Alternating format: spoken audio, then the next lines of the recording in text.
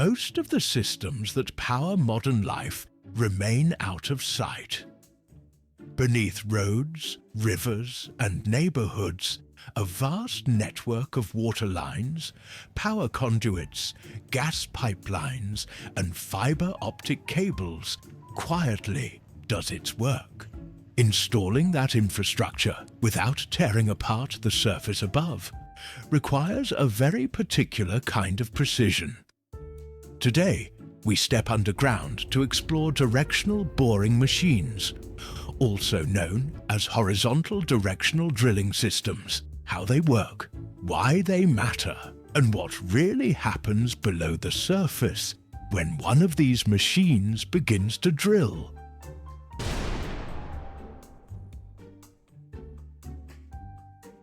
Directional boring is a trenchless construction method used to install pipes and cables along a carefully guided underground path. Instead of cutting an open trench from the surface down, a drilling rig bores a tunnel through soil and rock, steered in real time by sensors buried deep inside the drill head itself. Once the tunnel is complete, pipe is pulled back through the bore, leaving the ground above largely untouched. This technique becomes essential when crews must pass beneath roads, rivers, railways, buildings, or environmentally sensitive areas, places where excavation is either impractical or impossible. To understand why directional boring is so valuable, it helps to compare it with its older counterpart. Traditional trenches rely on open-cut excavation. Soil, pavement, roots, and vegetation are removed to expose the work area directly. For shallow, straight installations in known corridors, trenching remains fast and effective. But that visibility comes at a cost: surface disruption, higher restoration needs, and an increased risk of striking existing utilities. Horizontal directional drilling takes a different approach. With only an entry pit and an exit pit, HDD installs infrastructure beneath the surface. When planned and executed properly, it produces the lowest overall environmental impact of any underground installation method. The trade-off is complexity. HDD demands specialized equipment, skilled operators, and careful preparation. But the payoff is precision. At the heart of the operation is the drill rig. Powered by a diesel engine and hydraulic systems, the rig pushes and pulls a string of drill rods into the ground. From a control panel, the operator manages rotation, thrust, drilling fluid pressure, and steering, often working within tolerances measured in inches. Each drill rod, typically 10 to 15 feet long, connects end to end, forming a flexible steel spine capable of following gradual curves underground. At the front of that string is the drill head, the business end of the operation. Its slanted face allows directional control. Carbide teeth grind through soil and rock. Internal channels deliver drilling fluid, and inside its housing sits a transmitter known as a sonde. That sonde sends constant data, depth, pitch, roll, and temperature to a locator walking above ground. Together, operator and locator guide the bore along its planned path with remarkable accuracy.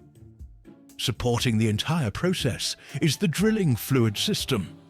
A mixture of water and bentonite clay flows through the drill string, cooling the head, stabilizing the borehole, and lubricating the pipe during installation.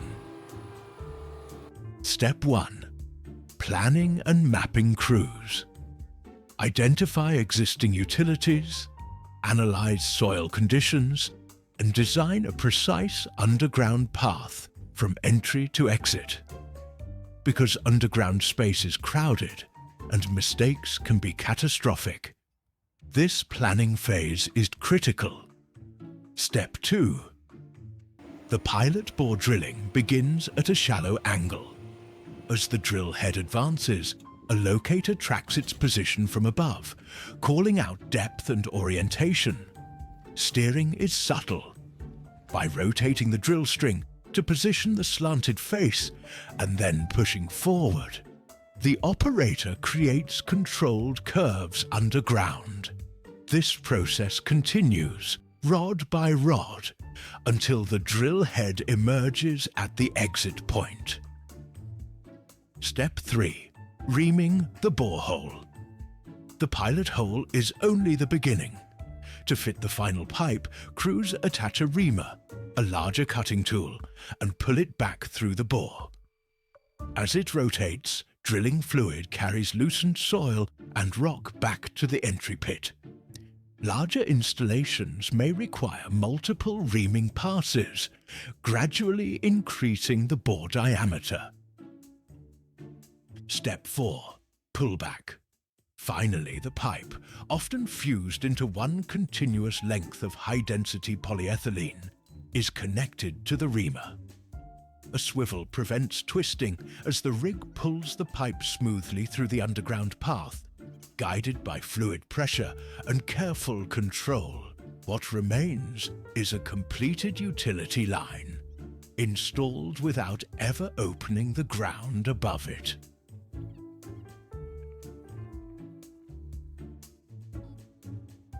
Drill rods appear rigid, solid, unyielding. Yet underground, they follow graceful curves beneath cities and rivers. The secret lies in metallurgy.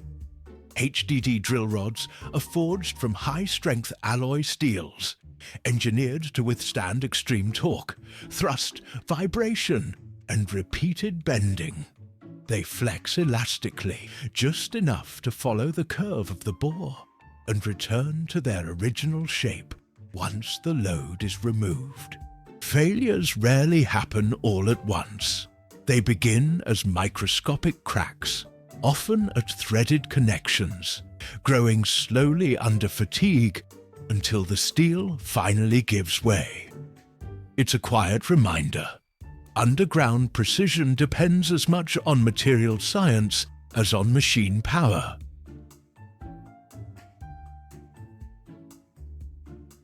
Directional boring systems can operate in clay, sand, gravel, loam, and even solid rock with specialized tooling. But underground conditions are rarely predictable.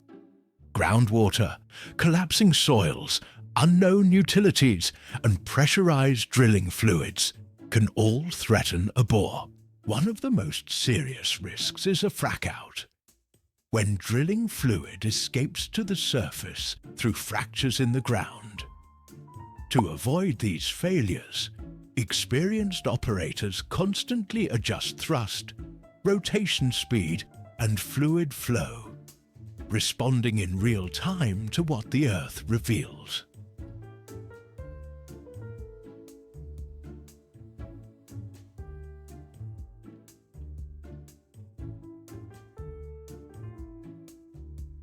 Directional boring has quietly reshaped modern construction. It keeps traffic moving, protects ecosystems, preserves existing infrastructure, and enables long, continuous installations, sometimes stretching thousands of feet. As demand for fiber optics, renewable energy, and smart city systems grows, HDD has become indispensable. Without it, underground infrastructure would be slower to build, far more expensive, and dramatically more disruptive. Each time you turn on a tap, make a call, or connect to the internet, there's a good chance that utility was placed underground by a machine like this, working quietly, precisely, and far below the surface. Yep. Can you give me readings off that 11 and make sure they're okay? I mean, if they're okay, then this line's okay.